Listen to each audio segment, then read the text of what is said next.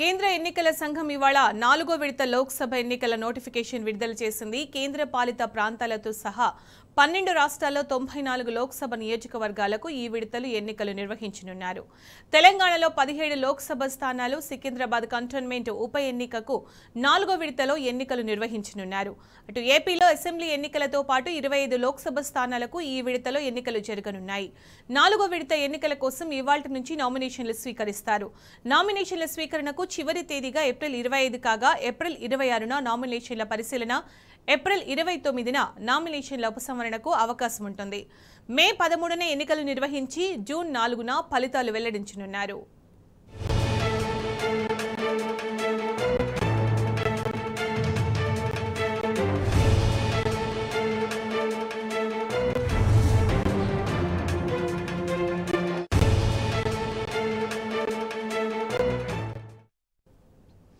ఎన్నికల నోటిఫికేషన్ కి సంబంధించి పూర్తి సమాచారం మా ప్రతినిధి లివిల్ అందిస్తారు. లివిల్, అప్డేట్స్ ఏంటి లివిల్? 4వ విడత లోక్సభ ఎన్నికల నోటిఫికేషన్ జారీ చేసింది ఈసీఐ. దీనికి సంబంధించి 12 రాష్ట్రాలు, కేంద్ర ప్రాంతాలు కలిపి 94 లోక్సభ స్థానాలకు ఎన్నికలు జరగనున్నాయి ఈ 4వ దశలో. అయితే ఏపీ రాష్ట్రంలో 25 లోక్సభ స్థానాలతో పాటు 175 అసెంబ్లీ స్థానాలకు కూడా ఈ 4వ దశలోనే ఎన్నికలు నిర్వహణ చేయనున్నారు. ఇటు బీహార్లో 5 లోక్సభ స్థానాలు, జార్ఖండ్లో 4 లోక్సభ స్థానాలు, మహారాష్ట్రలో 13 లోక్సభ స్థానాలకు గాను ఎన్నికలు జరగనున్నాయి. అయితే ఒడిశా లోక్సభ అసెంబ్లీతో పాటు లోక్సభ సంబంధించి 4 స్థానాలు ఈ 4వ దశలో జరగనున్నాయి. తెలంగాణలో 17 లోక్సభ స్థానాలతో పాటు సికింద్రాబాద్ కంటోన్మెంట్ శాసనసభ ఉప ఎన్నిక కూడా ఈ 4వ దశలోనే జరగనుంది. అయితే ఉత్తరప్రదేశ్ లో 13 లోక్సభ స్థానాలు, వెస్ట్ బెంగాల్లో 8, జమ్మూ అండ్ కాశ్మీర్ లో 1 స్థానానికి సంబంధించి ఈ 4వ దశలో ఎన్నికలు జరగనున్నాయి. ఇవాళ నుంచి నామినేషన్లు స్వీకరిస్తారు. ఉదయం 11 గంటల నుంచి మధ్యాహ్నం 3 గంటల వరకు ఈ నామినేషన్ల స్వీకరణ ఉంటుంది. ఏప్రిల్ 18 నుంచి ఏదైతే ఏప్రిల్ 25 వరకు నామినేషన్ల స్వీకరణకు చివరి గడువు ఉంది. ఏప్రిల్ 26న నామినేషన్ల పరిశీలన, ఏప్రిల్ 29 నామినేషన్ల ఉపసంహరణకు చివరి గడువు ఉంది.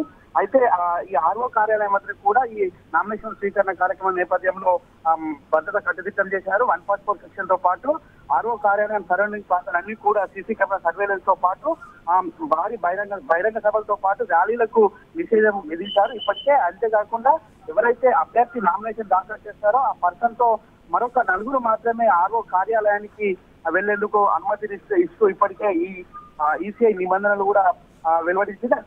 అయితే ఈ సందర్భంగా కొన్ని ఏదైతే ఈ లోక్సభ ఎన్నికలు జరుగుతున్నాయి, సార్వత్రిక ఎన్నికల సమయంలో కొంత మార్పులు చేర్పులు చేశారు. ఈసారి గతంలో కంటే ఈసారి ఎండ తీవ్రత ఎక్కువగా ఉన్న నేపథ్యంలో ఉదయం 7 గంటల నుంచి సాయంత్రం 6 గంటల వరకు చాలా రాష్ట్రాల్లో పోలింగ్ ఉంది. కానీ తెలంగాణ రాష్ట్రంలో మాత్రం 5 గంటల వరకే పోలింగ్ ఉంది. దీనివల్ల పోలింగ్ శాతంపై ప్రభావం పడే అవకాశం ఉంది. గత లాస్ట్ ఇయర్ ఏదైతే 2018 శాసనసభ ఎన్నికలు, 2019 సార్వత్రిక ఎన్నికల వరకు 9% పోలింగ్ శాతం తగ్గింది. ఈసారి కూడా మరింత పోలింగ్ శాతం తగ్గే అవకాశం స్పష్టంగా కనిపిస్తుంది.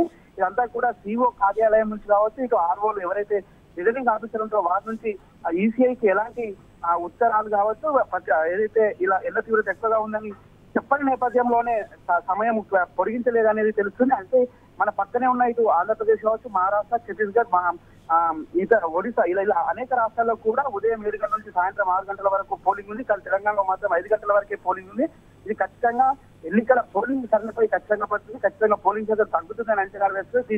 పోలింగ్ సమయాన్ని ఇతర రాష్ట్రాల్లో ఏ విధంగా 6 గంటల వరకు ఉందో మన రాష్ట్రంలో కూడా 6 గంటల వరకు పొడిగించాలని చెప్పేసి కూడా రాజకీయ నాయకులతో పాటు ఇతర ఎన్జిఓలతో పాటు ఇతర ఎన్నికల అధికారులు కూడా చెప్తున్నారు. పోలింగ్ శాతం పెంచేందుకు సాయంత్రం 6 గంటల వరకు కూడా పొడిగించాలని చెప్తున్నారు. ఈ 4వ దశలో 194 లోక్సభ నియోజకవర్గాలకు మొత్తం ఎన్నికలు జరగనున్నాయి. అయితే ఈ ఎన్నికలకు సంబంధించి ఇప్పటికే అన్ని కార్యాలయాల వద్ద, అన్ని ఆర్ఓ ఆఫీసుల వద్ద భద్రత కట్టుదిట్టం చేయడంతో పాటు నోటిఫికేషన్ జారీ చేసిన నేపథ్యంలో నామినేషన్లు దాఖలు చేస్తారో అభ్యర్థులు కూడా ప్రచారంలో చేస్తారు. కాబట్టి ఇవాళ ఎవరైతే నామినేషన్ దాఖలు చేస్తారో అభ్యర్థి వ్యయ ఖర్చులను కూడా ఎప్పటికప్పుడు పరిశీలిస్తారు. వ్యయ పరిశీలకు కూడా ఇప్పటికే ఫీల్డ్ లెవెల్లో తిరుగుతున్నారు. వారికి సంబంధించిన ప్రతి అంశాన్ని కూడా లెక్కింపు చేస్తారు.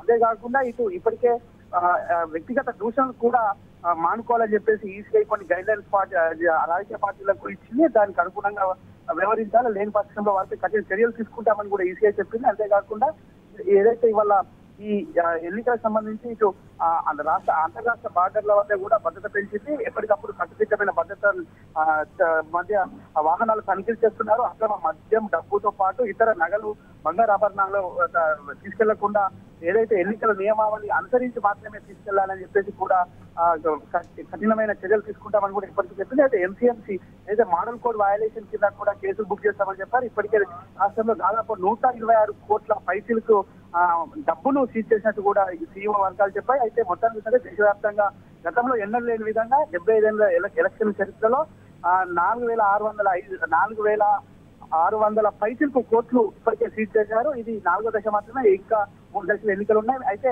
అంతా కూడా ఎన్నికలను పారదర్శకంగా నిర్వహించేందుకే చేస్తున్నామని చెప్పేసి ఎన్నికల అధికారులు చెప్తుంది. ఇటు పారామిలిటరీ బలగాలు కూడా ఆయా రాష్ట్రాల్లో ఇప్పటికే గురించి సమస్యాత్మక ప్రాంతాలు, అతి సమస్యాత్మక ప్రాంతాలు ఎక్కువగా ఎక్కడ ఉంటాయో అక్కడ మరింత భద్రత పెంచాం. అక్కడ సీసీ కెమెరా సర్వేలెన్స్ తో పాటు మొబైల్ టీమ్స్ కూడా అందుబాటులో ఉంటాయని చెప్పేసి కూడా అధికారులు చెప్తున్నారు.